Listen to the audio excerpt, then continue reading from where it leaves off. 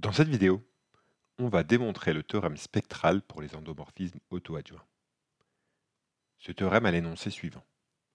On considère E un espace euclidien et U un endomorphisme de E. Alors, les assertions suivantes sont équivalentes. U est auto-adjoint. E est somme directe orthogonale des sous-espaces propres de U. Et enfin, il existe une base orthonormale de E constituée de vecteurs propres pour U. Ce théorème a le corollaire classique suivant, que si on prend une matrice de Mn de R qui est symétrique, eh bien, elle est diagonalisable avec matrice de passage orthogonale. Et même plus précisément, si je prends M dans Mn de R, M est symétrique si et seulement si il existe une matrice orthogonale P et une matrice diagonale D, telle que M égale PD, P transposé. Pour démontrer ce théorème, on va avoir besoin de trois lemmes, qui sont les suivants. Donc pour les énoncer, je vais fixer E un espace euclidien de dimension non nulle, et U un endomorphisme auto-adjoint, on dit aussi symétrique, sur E. Premier lemme, on va démontrer que les sous-espaces propres de U sont 2 à 2 orthogonaux. On sait que les sous-espaces propres d'un endomorphisme sont toujours en somme directe, et là on va aller un petit peu plus loin, on va démontrer que quand l'endomorphisme est symétrique, les sous-espaces propres sont 2 à 2 orthogonaux. Second lemme, on va démontrer que si F est un sous-espace vectoriel de E qui est stable par U, alors son orthogonale est aussi stable par U. Troisième lemme, on va démontrer qu'un endomorphisme symétrique sur un espace euclidien de dimension non nulle admet toujours une valeur propre. Dans un premier temps, je vais admettre ces trois lemmes et je vais démontrer le théorème. L'implication 2 implique 3 est facile. Je suppose que EE est somme directe orthogonale des sous-espaces propres de U. Et je vais démontrer qu'il y a une base orthonormée de E qui est constituée de vecteurs propres pour U. Et bien cette base, elle est facile à fabriquer. Il suffit que je prenne une base orthonormée adaptée à la décomposition de E en somme directe orthogonale des sous-espaces propres. Donc B, c'est la réunion d'une base orthonormelle de tous les E lambda de U. Ça me donne bien une base orthonormée de E, puisque E, c'est la somme directe orthogonale de tous les E lambda de U. Et la matrice de U dans cette base orthonormée, elle est bien diagonale. Démontrons maintenant que 3 implique 1. On suppose donc qu'il existe une base orthonormée B de E, dans laquelle la matrice de U est diagonale, et on veut démontrer que U est auto-adjoint, c'est-à-dire que U égale U étoile.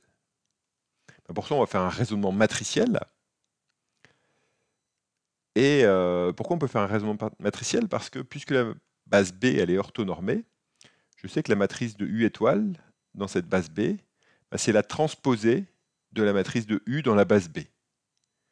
Et comme la matrice de U dans cette base B elle est diagonale, sa transposée c'est elle-même. Et donc j'ai démontré que la matrice de U étoile dans B, c'était la matrice de U dans B.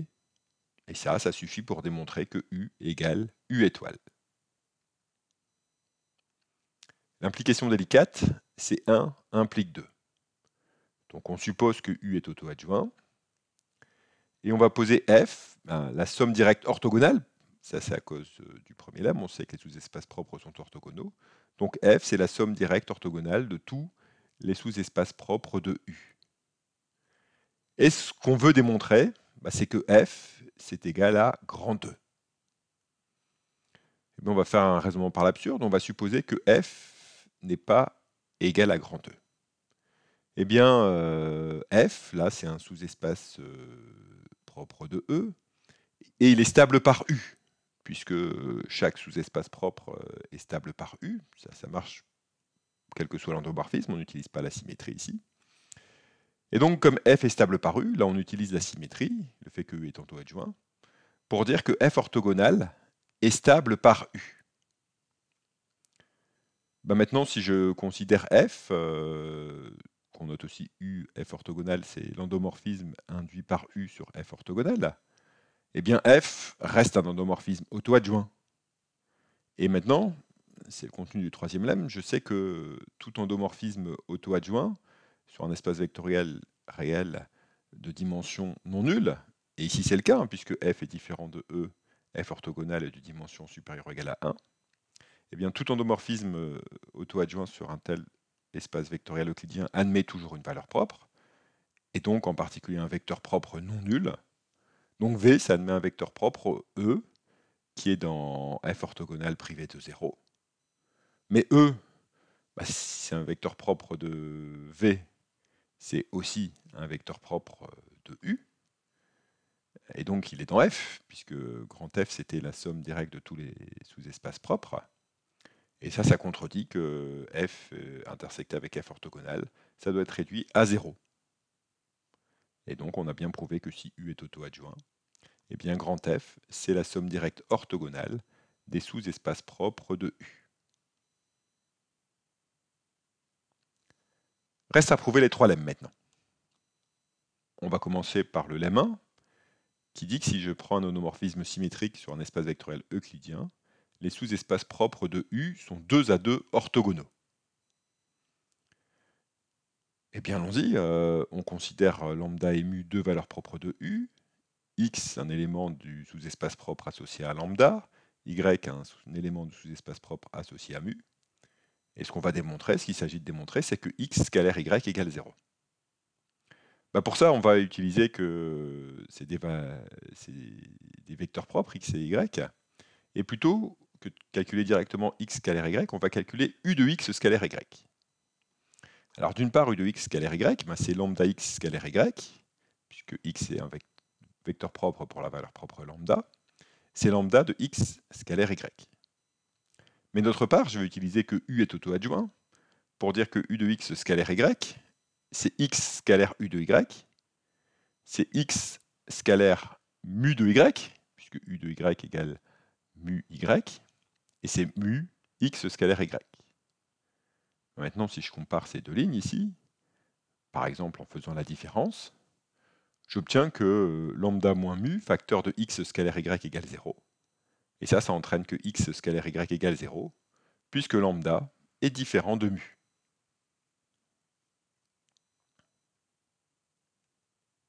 Ainsi, j'ai bien démontré que si je prends n'importe quel élément de E lambda de U et n'importe quel élément de E mu de U, eh bien ils sont orthogonaux. Et donc les sous-espaces propres de U sont 2 à 2 orthogonaux. Passons au deuxième lemme maintenant. Donc on a toujours un honomorphisme auto-adjoint sur un espace vectoriel euclidien E. On considère F un sous-espace de E stable par U, et on va démontrer que F orthogonal est stable par U. Eh bien, je prends donc un Y dans F orthogonal, et pour démontrer que F orthogonal est stable par U, il faut que je démontre que U de Y, c'est orthogonal à tous les éléments de grand F, donc il faut que je démontre que quel que soit X dans grand F, U de Y scalaire X égale 0. Bon, et ça c'est facile, parce que U de Y scalaire X, c'est Y scalaire U de X, puisque mon honomorphisme est auto-adjoint. Mais F est stable par U, X est dans F, donc U de X, ça appartient à F. Et donc, comme Y est dans F orthogonal, Y scalaire U de X, c'est 0. Ça, ce lemme, en fait, ça peut être vu comme un cas particulier du fait que si F est stable par U, F orthogonal est stable par U étoile, et ici, comme U est auto-adjoint, U égale U étoile. Troisième lemme, et c'est le plus délicat, et en un certain sens, c'est le point crucial en fait, de la démonstration du théorème. C'est donc la démonstration que si j'ai un honomorphisme auto-adjoint sur un espace euclidien de dimension non nulle, eh bien il admet toujours une valeur propre. Et pour ça, je vais utiliser un autre lemme, qui lui est un lemme qui n'a rien à voir avec les espaces euclidiens et rien à voir avec les honomorphismes auto-adjoints, mais qui est un lemme beaucoup plus général, qui me dit que si j'ai E un espace vectoriel réel de dimension finie non nulle, pour éviter les cas triviaux, si U est un endomorphisme de E, alors U possède toujours une droite stable ou bien un plan stable. Autrement dit, un sous-espace vectoriel de dimension 1 ou 2 stable par U. Alors, je vais commencer par admettre ce dernier lemme, le lemme 4, pour démontrer le lemme 3. Je considère donc U un endomorphisme auto-adjoint sur E. Si U admet une droite stable, eh ben, c'est bon. N'importe quel vecteur non nul de cette droite est un vecteur propre pour U. Sinon, dans tous les cas, je sais que U admet un plan stable. Et on va noter V, comme tout à l'heure, l'endomorphisme induit par U sur F. V est auto-adjoint, et donc si je fixe B une base orthonormée de F, la matrice de V dans cette base B, je vais la noter grand A, elle est symétrique, donc elle s'écrit première colonne AB, deuxième colonne BC. Et bien pour démontrer que V admet une valeur propre, et donc U aussi, je vais calculer le polynôme caractéristique de cet endomorphisme, donc le polynôme caractéristique de ma matrice A. Et je vais démontrer qu'il admet des racines dans R. Donc j'y vais, le polynôme caractéristique de A, mais c'est A moins X facteur de C moins X moins B carré. Et donc je développe, le terme au carré ça fait X carré, les termes en X j'ai moins AX moins CX, donc moins facteur de A plus C fois X, et les termes constants ici j'ai AC moins B carré. Bon, j'ai un polynôme de degré 2, pour savoir s'il admet des racines dans R, je calcule son discriminant. Et donc son discriminant, bien c'est A plus C le tout au carré, moins 4 facteur de AC moins B carré. Bon, je développe, A carré plus 2AC plus C carré moins 4AC plus 4B carré. 2AC moins 4AC, ça fait moins 2AC, et je reconnais encore une identité remarquable. Ici, A carré moins 2AC plus C carré, ça fait A moins C le tout au carré. Et il me restait plus 4B carré. Et bien ça, c'est positif. Donc le discriminant est positif. Et donc CA, ça admet des racines dans R. Et donc, mon endomorphisme V, et a fortiori U, admet au moins une valeur propre. On conclut cette démonstration avec la preuve du lemme 4, dont je rappelle l'énoncé, c'est que si j'ai un endomorphisme d'un espace vectoriel réel de dimension finie non nulle, eh bien il possède toujours une droite stable ou un plan stable. Je vais démontrer ce résultat à partir des polynômes annulateurs. Je sais que j'ai un espace vectoriel de dimension finie, et donc U admet au moins un polynôme annulateur non nul, donc il y a un P dans R de X, un polynôme que je vais choisir unitaire, qui vérifie P de U égale 0. Maintenant, j'ai un polynôme de R de X, je peux le factoriser en produit de polynômes irréductibles. Donc je peux le factoriser sous la forme P égale P1 fois P2 fois etc. fois PR, avec le degré de PI qui vaut 1 ou 2, et chaque PI qui est unitaire. Et même, on peut préciser que si le degré de PI vaut 2, son discriminant est négatif.